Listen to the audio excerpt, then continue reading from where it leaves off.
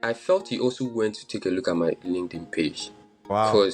Because I felt, and I told him my stepdad is going to handle that. I mentioned the work that he does, and this thing. He didn't ask for any documents, nothing. One thing that also helped me was the time I was at home.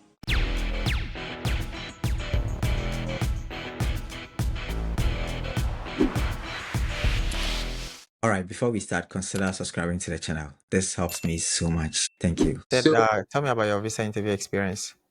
um, after I had the funding, I just knew I had the visa.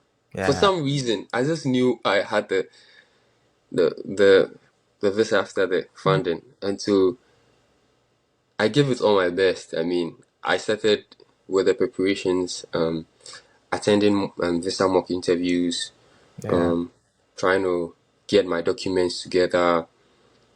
I joined several mock interviews, but I just stuck to the ones that I felt um, would help me. And so yours was quite helpful, even though sometimes I joined and I was scared to talk. I listened to you interview other people, and some of um, the guides that you gave on how to respond was very helpful. And I also did some personal, shall I say, Yeah.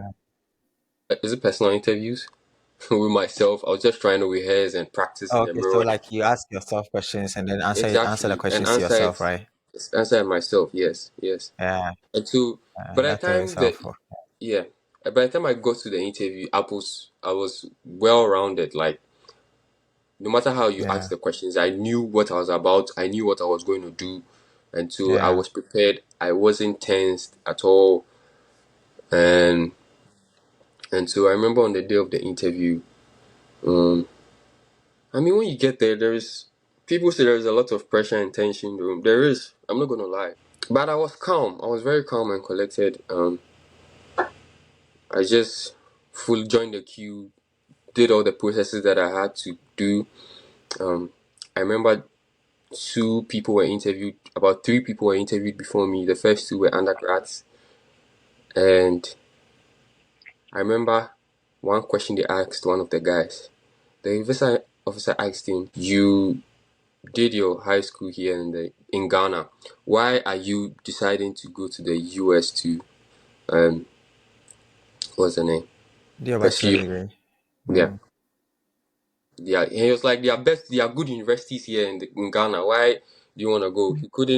He just fumbled up. That was the point that got him. And he Mm. couldn't answer and he was rejected.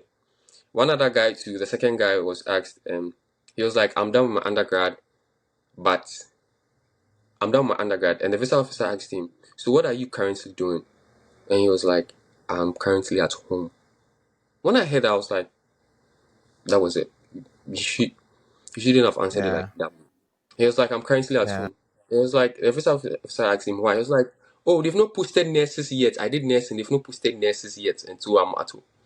And he was like, I'm sorry, I can't give it to you. The next guy was going for a B1, B2, and he had it. He works on a cruise ship, so he had it. And it finally got to my turn. And I remember the first question he asked me was, why are you going to Georgia? And he didn't ask why I go to Georgia to South University, and I answered it. I mean, he asked me what did I do for my bachelor's degree, and I said business administration. He asked me why did I choose that program, public administration, and I also answered it.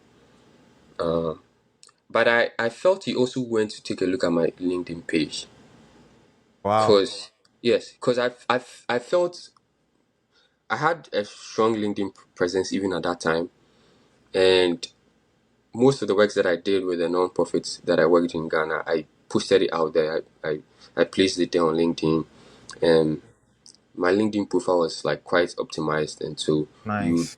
once you search my name, you would see what I've done. And so I Mm. didn't really have to talk much.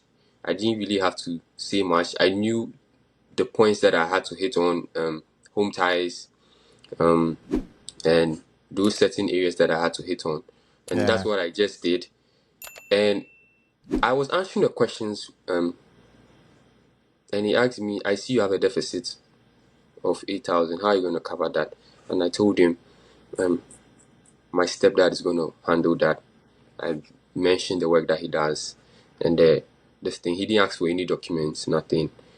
Waiting for the next question, and he just handed over the approval sheet to me.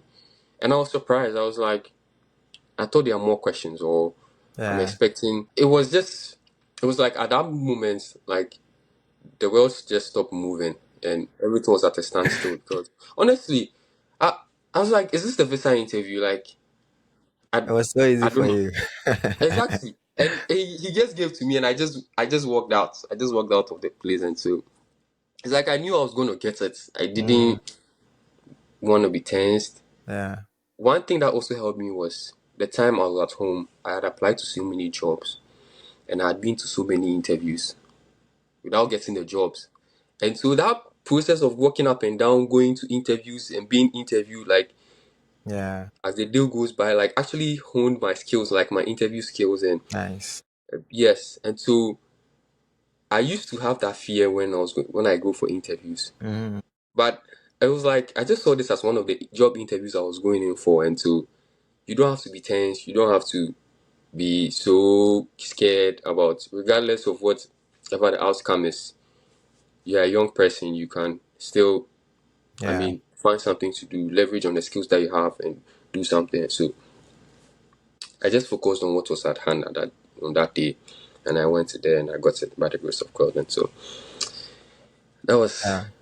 yeah, Yeah, that is good. A lot of times, you have to fail, fail, fail, fail, and then when you succeed, it's like more like a good success.